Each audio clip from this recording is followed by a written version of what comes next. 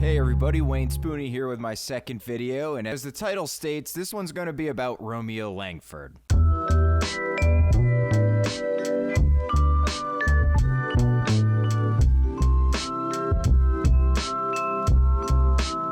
The reason?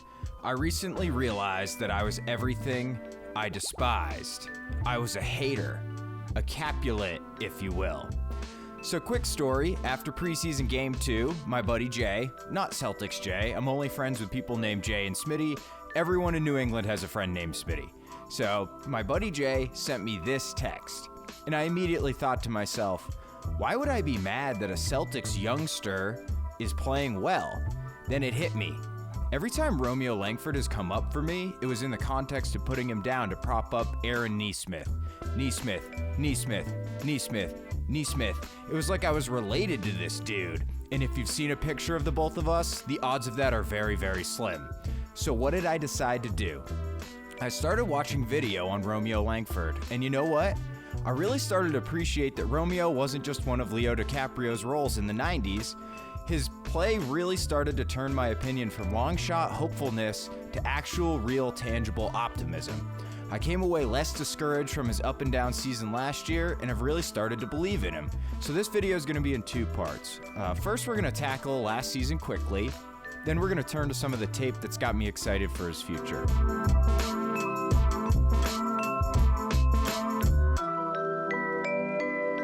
All right, let's turn to last season first. Obviously, that just makes sense, right? So last season was a bit of a lost one for our star-crossed lover, Romeo. His averages were pretty terrible. These aren't exact figures, but it was like 2 points a game, 1 rebound a game, and I think at one point he did record an assist. His shooting percentages were not much better.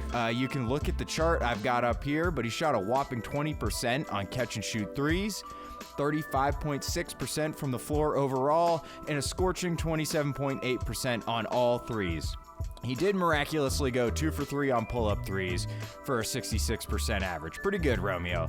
His underlying metrics look similarly terrible, and Romeo has really 2 huge problems in his game. He looked terrible when he got into the lane. Like you can see on this play here, he's completely unaware of what's around him. He just kind of drives into the entire Knicks defense, and he doesn't make a shot. And his second problem was his jump shot never went in. So he can't get to the rim, he can't finish, and his jumper never went in. Not ideal. So the silver lining here is there was a good thing about his game last season. He was absolutely elite in transition. I mean, some of the plays that we're rolling here are legit nasty. Hey, it's something, right?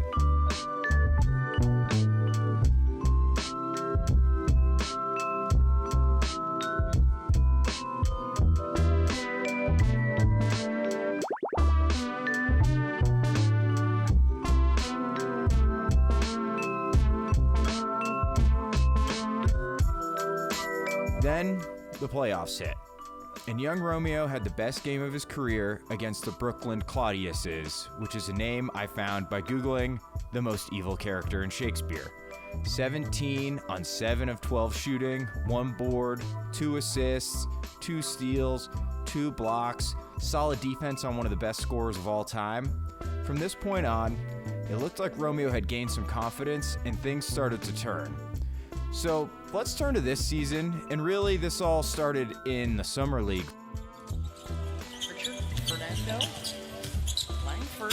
Oh, Romeo Langford! So I'm gonna roll just the collection of his shot charts here. You're gonna see last season's shot chart, the playoffs from last year's shot chart, the preseason, and then the 2 games he's played in the regular season. Now we're dealing with super small sample sizes, so grain of salt, but things are slowly moving in the right direction for little Romeo. Those reds are turning to green in all the right places, and perhaps most importantly, the corners. He'll need that shot. He'll need to make corner threes to develop into a contributor. It's a swing skill for him. The most encouraging part isn't even that his shot is going in, which it has been since the playoffs. It's how damn confident he looks ripping his jumper off. So we're gonna roll a clip here, and this is him.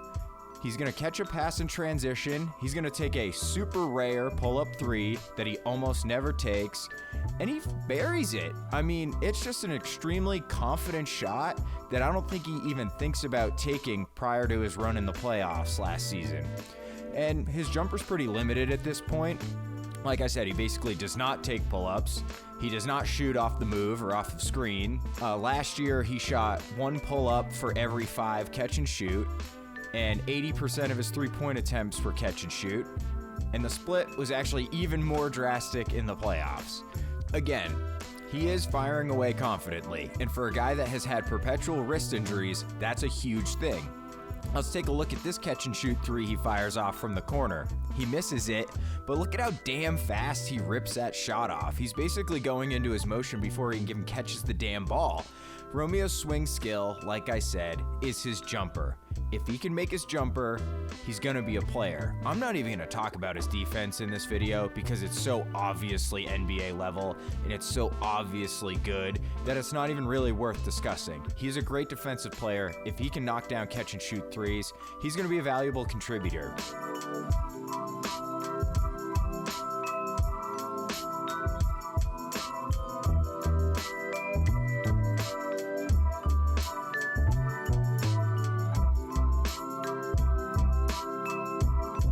But what I'm really impressed with and what really motivated me to make this video is the strides he's making and the confidence he's showing with the ball in his hand.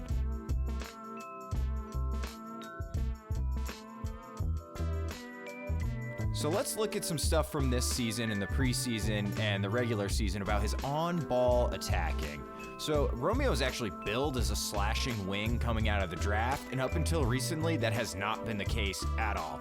He averaged a hefty 1.7 drives a game last year and shot 17.6%. 17.6% on those drives. Spoiler alert, that is not good. But man, at the end of the season and into this season, he's really starting to figure out that off-the-bounce game. And that's where he can really raise his ceiling from potential role player to something more. So let's take a look at a classic Romeo drive from last season. This is in the regular season against the Knicks. You're going to see him operating against Randall at the top of the key, makes a nice move and gets into the lane. But if you look, there's absolutely nowhere to go. He never really shakes Randall, and he's surrounded by 4 Knicks by the time he gets into the paint. And instead of passing, he tries to finish, and his shot gets absolutely destroyed by Randall. He may have popped the ball. He swatted that thing so hard. And that's a habit Romeo had, and kind of still has in some ways, is he will force the drive, and he needs to do a lot better job of when he gets into the paint looking for shooters. So let's take a look at this play, and he almost gets himself all the way to the hoop.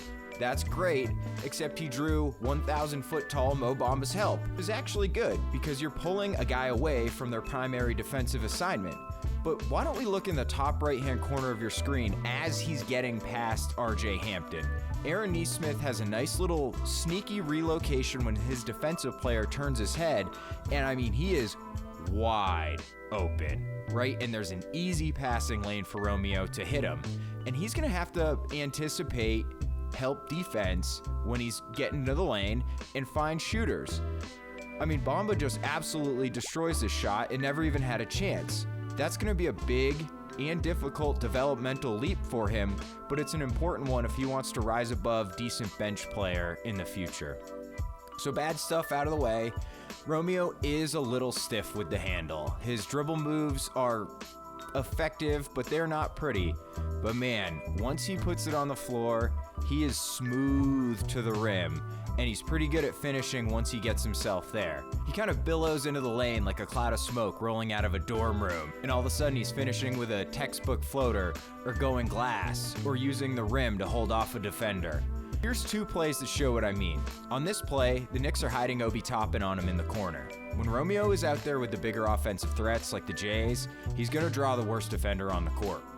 If he can punish that, he's going to earn himself a lot of minutes. There's nothing particularly dynamic about this play. He just kind of slithers on by Mr. Toppin, uses his strength to keep him off balance, and finishes with a gorgeous little floater. And if you watch Romeo, the floater, or as I've deemed it, the flay-up, because it's sort of in between a natural floater and a layup, is really his go-to move when he gets in the lane. It's tough to block, and he's good at finishing it. And he unleashes that for good reason, and he unleashes it often. So for the last play of our vid, let's take a look at this advanced play from Romeo. And this is probably one of the more advanced takes I've seen him make in watching the film back. He's running a high pick and roll with Grant, and that's actually a rarity. And he rejects the screen because Hampton overcommits to fighting over the top. It's a great read by Romeo, and he blows right by him. But here's where the magic happens. Watch Cole Anthony at the nail guarding Ryan Arcidiacono. Nailed that name, by the way. Romeo absolutely freezes him like he's Sub-Zero with a simple little look-off. I mean, he just flashes his face towards Arcidiacono, and Cole Anthony completely bites, gets totally out of the play. It gives him enough space to rise up over the shot blocker and toss up a picture-perfect floater that drops, or else I wouldn't have included the play, right? Romeo doesn't manipulate defenses like this often. Manipulating defenses with your eyes and subtle things like that is really a developmental skill that comes later, and Tatum is even just kind of learning how to do it. But the fact that that's in there and that can be a natural ability for him is an exciting thing for Celtics fans. And as I said earlier, right now, Romeo's tape's ahead of his stats, but I expect the stats to catch up as the season goes along and folks to start adding him to their most improved lists. Unfortunately, right now, Romeo's on the list he's all too familiar with, the injured list. I'm hopeful that he can get back on the court soon and continue his upward progression for the rest of the season.